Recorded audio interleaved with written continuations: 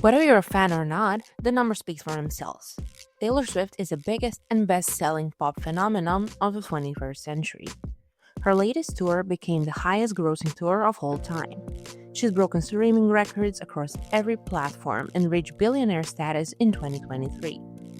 Taylor has one of the most commercially successful and culturally dominant careers in music history. But this level of control and public admiration didn't happen by accident. Taylor Swift built her brand over nearly 2 decades of calculated decisions and smart responses to high-profile controversies. The genre she operates in, mainstream pop, is one of the most crowded and competitive markets in the entertainment. Yet, she managed to claim a position at the top only few stars maintained this long. Today, we're breaking down 4 core reasons that made Taylor Swift's brand into a billion-dollar machine. Hi, I'm Clara and I have a degree in media and marketing. This is my channel where I talk about marketing, branding, and a creator economy. Make sure to subscribe for more content like this.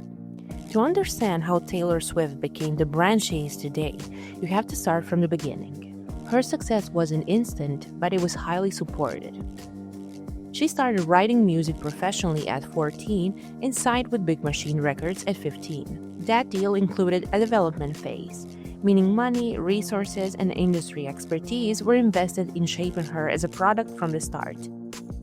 Her debut album in 2006 was marketed to the country scene, a niche that allowed her to grow without competing directly with pop stars. She had crossed over to mainstream pop with her album Fearless, setting sales and award records. As of 2024, she released 11 studio albums, did 6 global tours, and has multiple entries on Rolling Stone and Billboard's Greatest of All Time list. She's also the first woman in history to have 4 albums in the Billboard Top 10 at the same time. On the business side, she owns her brand.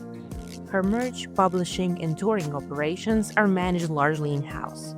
She's also one of the few artists whose re-recordings are outperforming the originals. However, her rise was never separated from power structures in the industry.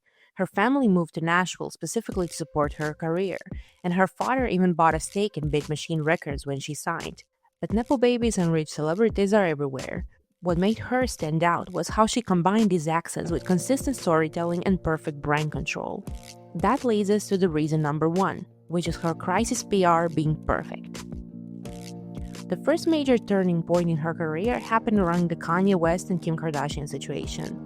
For context, in 2009, Kanye interrupted her VMA's acceptance speech, a viral moment that has sparked public sympathy for Taylor. I'm really happy for you. I'm gonna let you finish. But Beyonce had one of the best videos of all time. But years later, dynamic flipped. In 2016, Kanye released the track Famous, including the line, "I made that famous." Taylor publicly objected while Kanye claimed she approved the lyric. Kim Kardashian then released edited clips of phone call that appeared to contradict Taylor's version of events. Online, the backlash was immediate. Taylor was mocked, labeled as manipulative, and for the first time, it seems like her image was slipping out of control. And what did she do? She didn't do press, she didn't tweet, she went silent. Taylor let the noise die down, and then, more than a year later, she came back with an album that rewrote the entire narrative. Reputation wasn't just a comeback, it was a carefully structured rebranding. She used her art as a vehicle to tell her side, and the media was no longer the middleman. Taylor Swift doesn't rely on reaction, she relies on repositioning. And that repositioning most often comes through her content and not through reactive media cycles. Shifting the focus from scandal to story is how Taylor always stays in control. What makes Taylor's approach unique is that she doesn't fight narratives in the press. She builds new ones through her albums and invites her fans to participate in them. The Scooter Braun situation followed a similar blueprint. Taylor created an us versus them dynamic, where them was the media, the industry, and the haters. This strategy isn't unique to just Taylor. Kendrick Lamar is a great example of this kind of narrative power. His entire brand is built around representing a community and standing against systemic structures. Taylor tapped into the same formula, just in a different cultural lane. The second reason Taylor Swift became a billion-dollar brand is that she's intentional with press. Think about it. How many Taylor Swift interviews can you actually remember?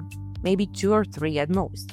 And yet, she's been in the spotlight for nearly 20 years. That's not by accident, it's strategy. Unlike a lot of pop stars who jump at every interview, podcast, red carpet, or brand feature, Taylor is selective.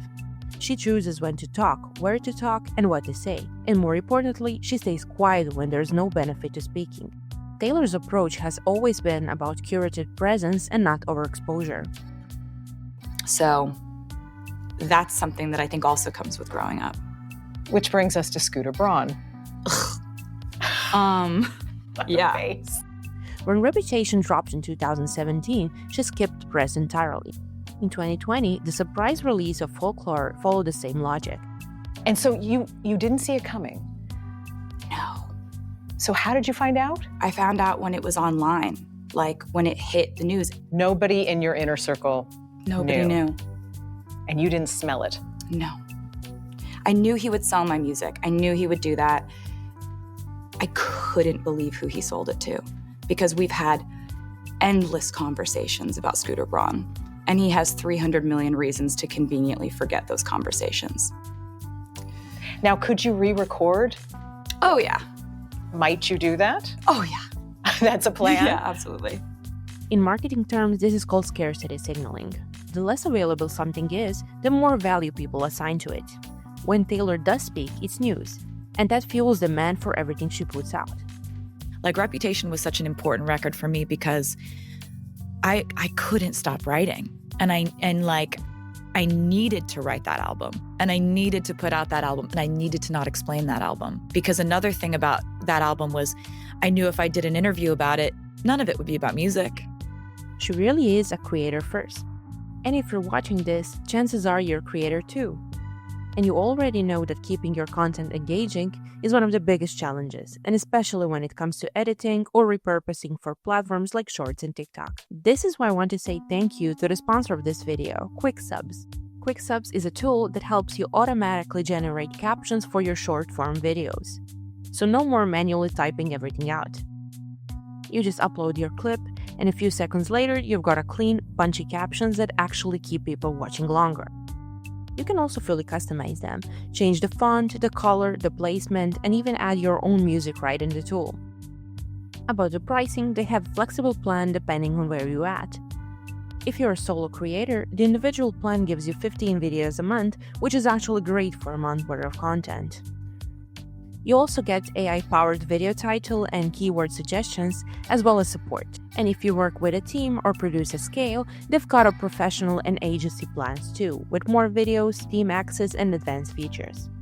So if you're trying to keep your short-form content sharp without spending hours in the edit, check out QuickSubs. The link is in the description. Again, thank you QuickSubs for supporting creators and marketers. And that leads us to the third point, and that is Taylor's art is collectible. There's a great Netflix docuseries called The Toys That Made Us. In the My Little Pony episode, they explain how the toy line didn't really take off until the creators realized one thing. To keep little girls buying ponies, the product has to be collectible. And that principle is often applied in showbiz. Taylor made every aspect of her art collectible, not just music, but merch, vinyls, visuals, performances, and even how she releases her albums.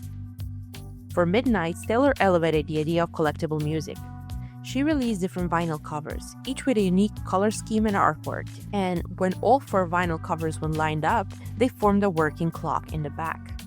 This wasn't just about music, it became a curated product line designed to encourage fans to buy multiple versions. The same happens with her music.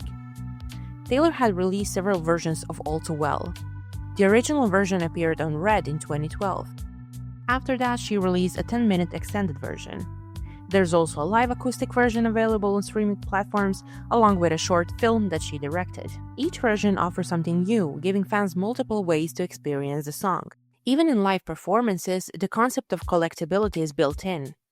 The era story revolved around different stage outfits for each album era. This sparked a whole wave of fan-generated content where people tracked and compared the variations, basically treating her tool like a Pokemon card. Same goes for the surprise song on each stop. You don't just attend the show, you want to see what version you got. Her merch follows the same logic. There are exclusive drops, Polaroids, and a million different versions of the same album, each one being designed to activate the collector mindset. The fourth and final reason why Taylor Swift became a billion-dollar brand is that she's committed to personal mission. The lore is here for anyone still unfamiliar with the Taylor versus Scooter Braun situation. In 2019, news broke that the music manager Scooter Braun had acquired Big Machine Records, her first label, and with it, the master recordings of her 6 albums. That meant that the actual original recordings of albums like Fearless, Red, and 1989 were now owned by someone she has no relationship with, and in her words, someone who had bullied her for years. And to be clear, this wasn't illegal. It's standard in the music industry. But Taylor took a public stand and said she was never given a fair chance to buy back her masters. She framed it not as a legal fight, but an ethical one, about a singer's right to own their work. The response was massive, and fans supported her immediately. Instead of launching a media war, Taylor took a very different route. She started re-recording her old albums. Lately, there's been a new shift that has affected me personally, and that I feel is a potentially harmful force in our industry. And as your resident loud person, I feel the need to bring it up. And that is the unregulated world of private equity coming in and buying up our music as if it is real estate. Fans streamed the Taylor's versions instead of the originals, so she was able to devalue the catalog Scooter owned and make her own versions more popular. She also pushed platforms like Apple Music and Spotify to highlight the re-recorded albums. Before this chapter, most of the general public knew her either for the hits or for the dating life. The music was catchy, sure, but not everyone took her seriously as an artist or strategist. So that's what we're doing. So when something says in parentheses Taylor's version next to it, that means I own it, which is exciting. When you attach yourself to a single mission, and especially one that connects your work and identity, you build meaning around your name. For Taylor, that mission is creative ownership. So when people say she rebranded herself, this is what they're talking about. She went from being the girl whose narrative was always being written about her to the woman who started writing her own.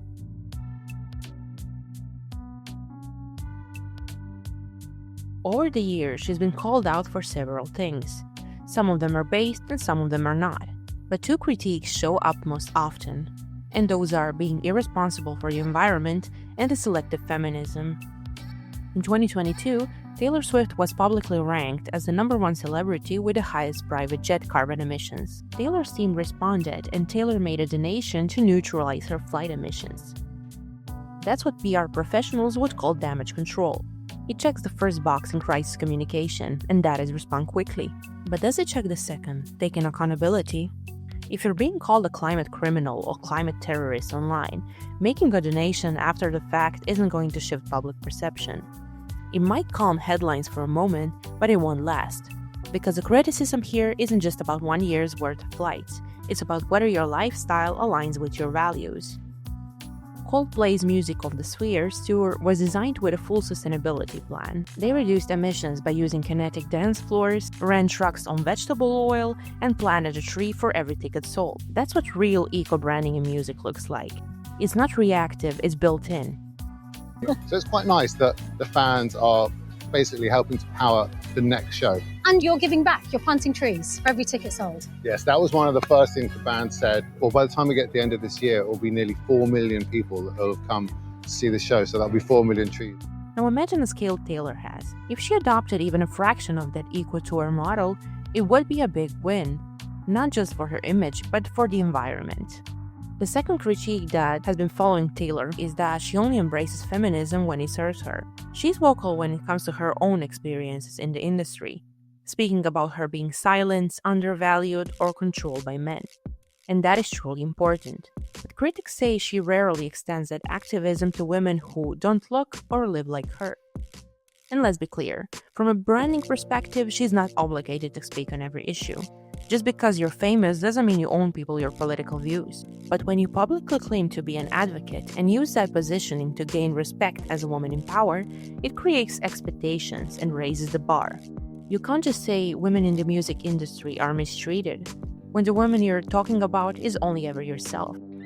If your brand is built on empowerment, it's not enough to just protect your own. You need to extend it outward too. Of course, none of the criticism erased her success. Taylor Swift is a cultural phenomenon and a strategic genius. But even the strongest brands need to evolve. If she wants to maintain that level of respect she's earned, not just from fans but from the wider public as well, she'll have to be more intentional in how she aligns her values with her actions.